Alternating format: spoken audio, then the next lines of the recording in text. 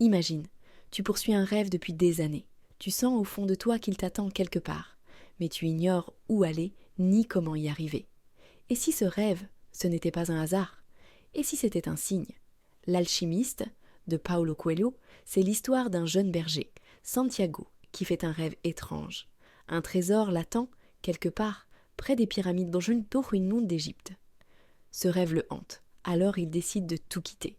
Son troupeau, sa terre, sa routine, pour suivre ce que l'auteur appelle sa légende personnelle, la raison pour laquelle chacun de nous est sur Terre. Sur sa route, Santiago rencontre des guides, des signes, des épreuves.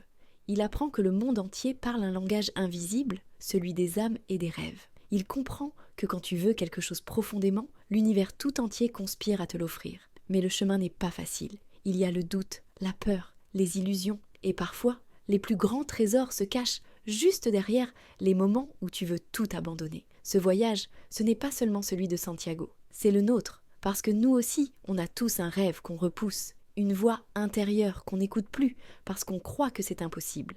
Mais l'alchimiste nous rappelle une chose simple. Le trésor que tu cherches dehors se trouve souvent à l'intérieur de toi. À la fin, Santiago découvre que son trésor était là, tout près, depuis le début. Mais sans le voyage, sans les erreurs, sans la foi, il ne l'aurait jamais compris. Parce que le vrai miracle, ce n'est pas de trouver l'or, c'est de devenir celui qui est capable de le reconnaître. Si cette histoire t'a parlé, pense à liker, à t'abonner. Et dis-moi en commentaire quelle œuvre tu veux qu'on explore ensemble la prochaine fois. Parce qu'au fond, le trésor n'est jamais là où tu crois. Il est sur le chemin que tu décides de suivre.